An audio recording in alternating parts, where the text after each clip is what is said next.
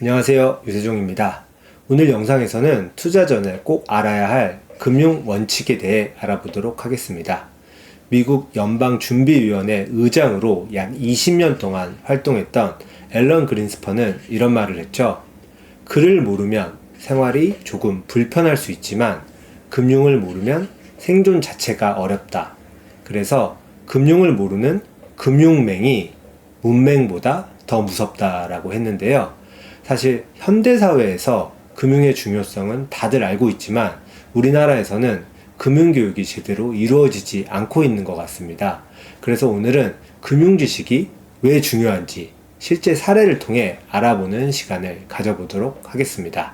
마이크 타이슨은 1985년 18세의 나이로 프로를 데뷔해 폭발적인 파워와 빠른 스피드로 복싱계를 휩쓸기 시작했습니다.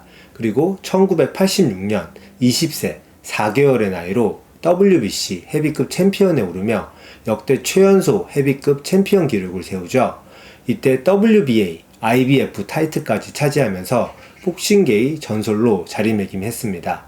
타이슨은 전성기 시절 4,500억 원에 달하는 막대한 자산을 쌓았는데요.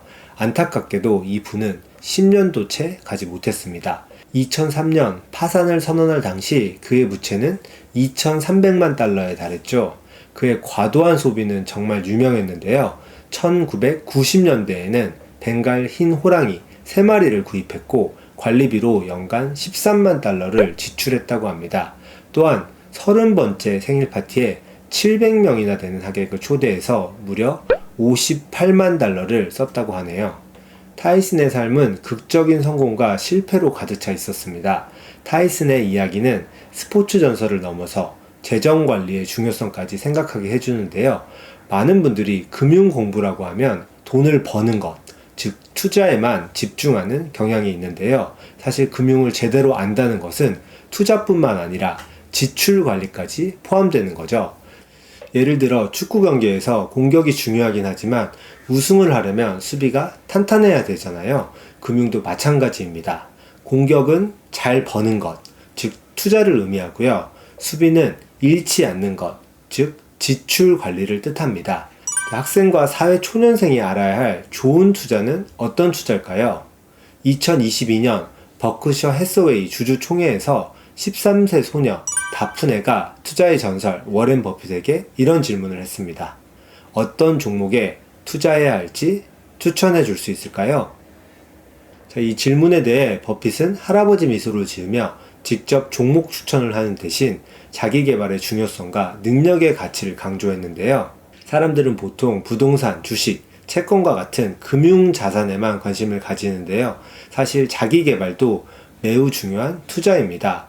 우리가 인생을 통해 금융 자산과 인적 자산이 어떻게 변하는지 그래프로 한번 상상해 보겠습니다. 우리나라에서는 보통 25살쯤 되면 대학을 졸업하고 본격적으로 일을 시작하게 되죠. 그러면 금융 자산이 조금씩 쌓이기 시작합니다. 60세 은퇴 시점에는 금융 자산이 최고치에 도달하죠. 하지만 그 이후에는 쓰면서 점차 자산이 감소하게 됩니다. 반면 인적 자산은 어떻게 될까요? 인적 자산을 평생 자신의 지식과 능력으로 벌 수 있는 돈이라고 정의해보면요. 25세 시점이 인적 자산이 가장 높은 시기겠죠. 그리고 시간이 지나게 되면, 그리고 나이가 들수록, 죽음에 가까워질수록 인적 자산은 점점 줄어들게 됩니다. 이 그래프를 보고 있으면 저는 이런 생각이 들더라고요. 좋은 인생이란 자신이 가진 인적 자산을 금융 자산으로 안정적으로 변환해 가면서 행복한 추억을 많이 만드는 것이라고요. 결국 금융 자산을 안정적으로 쌓으려면 먼저 자신의 인적 자산을 최대한 높여야 됩니다. 왜냐하면 자신의 능력은 불변의 자산이기 때문이죠. 누구도 빼앗을 수 없고 절대 사라지지 않는 자산이 바로 자신의 인적 자산입니다. 따라서 청년기와 성년기에는 인적 자산을 높이는데 집중하는 것이 매우 중요합니다. 이 시기에 스킬을 충분히 쌓고 자신을 발전시키는 것이야말로 평생 지속되는 가장 좋은 투자죠. 다음으로 중요한 키워드는 금융자산으로 안정적인 변환입니다. 아무리 어렵게 번 돈도 쉽게 잃어버리면 금융자산을 절대로 쌓을 수 없겠죠. 많은 사람들은 짧은 시간에 큰 돈을 벌고 싶은 욕심 때문에 사기꾼의 함정에 빠지곤 하는데요. 역사상 최대의 사기 사건, 버니 메이도프 사례를 통해 잃지 않는 방법을 생각해 보도록 하겠습니다. 버니 메이도프는 1938년 뉴욕에서 태어나 22세에 자신의 이름을 딴 투자 증권사를 설립했습니다.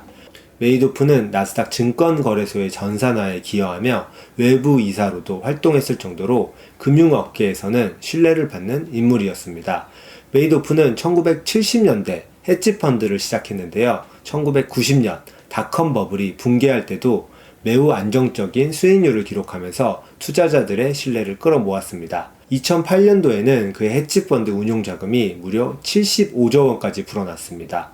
하지만 그의 성공은 2008년 금융위기와 함께 막을 내립니다. 금융위기로 투자금 상환 요구가 급증하면서 그의 사기 행각이 드러난 거죠. 메이도프의 헤지펀드는 사실 투자를 전혀 하지 않았고요.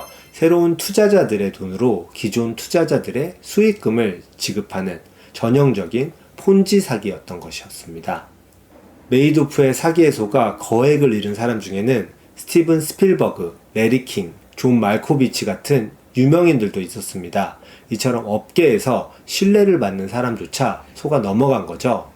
이러한 사례에서 우리가 배워야 할 것은 무엇일까요?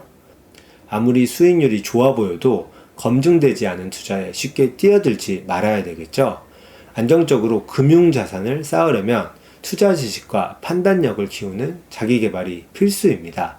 지금 제가 설명드릴 금융 원리를 이해하는 것만으로도 사실 대부분의 사기를 피할 수 있습니다. 위험과 수익의 그래프를 그려보면서 알아보도록 하겠습니다.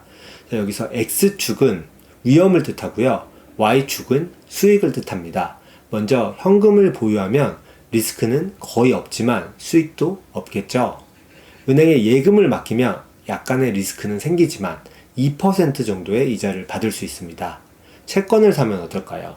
채권의 경우 리스크는 더 높아지지만 5% 정도의 기대 수익을 벌 수 있겠죠.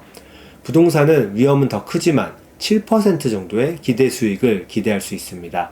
마지막으로 주식은 위험은 매우 크지만 미국 시장 기준으로 10% 정도의 수익률을 기대할 수 있습니다.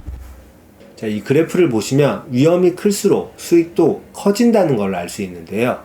만약 위험이 높은데 수익이 적은 투자가 있다면 다른 대안을 찾아야겠죠. 같은 위험에 더 높은 수익률을 주는 투자가 있는데 굳이 안 좋은 투자를 할 필요는 없는 것이죠. 자, 반대로 위험은 낮은데 수익이 높은 투자가 있다면 이런 제안은 굉장히 솔깃하게 들릴 수 있는데요. 하지만 우리는 위험과 수익의 비정상적인 조합에 대해서 주의를 기울일 필요가 있겠죠. 메이도프의 헤지펀드를 떠올려 볼까요? 자, 메이도프 같은 경우에는 예금처럼 안전한 수준의 리스크를 약속하면서 주식시장과 비슷한 10%의 수익을 보장한다고 했습니다. 자, 이런 제안이 오면 먼저 의심부터 해봐야 됩니다. 자본시장의 원리를 거스르는 조합이라면 그 투자 전략에는 특별한 무언가가 있어야 되겠죠. 그리고 꼭 생각해 봐야 됩니다. 왜 이런 기회가 나한테 왔을까? 이건 나한테 너무 특별한 기회인데 이렇게 생각을 해봐야 되고요. 이 질문에 대한 명확한 답이 없다면 그건 좋은 기회가 아니라 위험한 함정일 가능성이 큽니다. 오늘의 영상에서 제일 중요한 부분을 정리해보고 가도록 하겠습니다. 첫째, 최고의 투자는 자기 자신을 성장시키는 것이다. 이것은 세금도 붙지 않는다. 둘째, 높은 수익에는 항상 높은 위험이 따릅니다. 셋째, 리스크 리턴 프로파일에 위배되는 제안이 온다면 반드시 한 번 더 의심하고 확인을 해봐야 됩니다. 이 영상이 도움이 되셨길 바랍니다. 다음 영상에서 또 만나겠습니다.